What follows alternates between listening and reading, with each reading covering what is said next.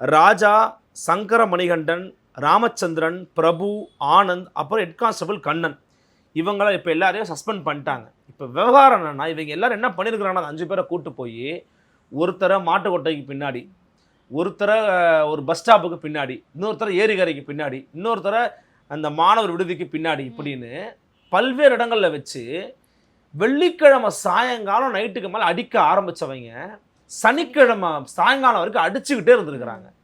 இதில் வந்து பார்த்தீங்கன்னா எந்த விதமான குற்ற பின்னணியும் இல்லாத, எந்த தவறான விடயங்களும் இதற்கும் செய்தே இருக்காத இந்த அஜித்குமார் அப்படி இல்லை இளைஞர் மற்றும் அவருடைய தம்பி நவீன்குமாரே கூட்டு எதுக்குப்பா கூட்டு போனாங்கன்னா, எங்கள் அண்ணனை கூட்டு போனாங்க, என்னை இழுத்துட்டு போயிட்டாங்க அப்படின்னு சொல்லி அந்த தம்பி சொல்கிற பேட்டிலாம் கொடுத்துருக்காரு. நம்ம பார்த்தோம்.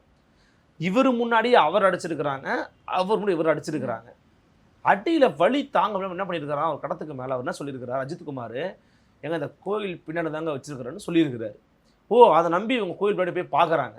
அங்கே போன பேர் என்ன சொல்கிறாங்க, நான் சும்மா சொன்னேங்க, ஏன்னா எங்களால் வலி தாங்க முடியல, நீங்கள் அடிக்கிற வழியை தாங்க முடியல, இங்கே வந்து அங்கே ஆளுங்க இருப்பாங்கன்னு பார்த்தா யாருமே இல்லை, பொய்யாடா சொல்கிற, உண்மையை ஒத்துக்கடா, நீ தானே திருன்னு ஒத்துக்கடான்னு சொல்லி திருப்பி அவர் தலை மேலே ஒருத்தர் காலை வச்சிருக்கிறாரு, அவர் கால் மேலே ஒருத்தர் காலை வச்சிருக்கிறாரு, தடி எடுத்து அடிச்சுக்கிட்டே இருந்திருக்கிறாங்க வயிற்றுல. உங்களுக்கு கிட்னி பகுதி இருக்குது, அவர் கிட்னி பகுதியில் வந்து ரத்தம் கசிவு, சிறுநீர் ரத்தம் கசிவு வந்து வெளியாயிருக்குது.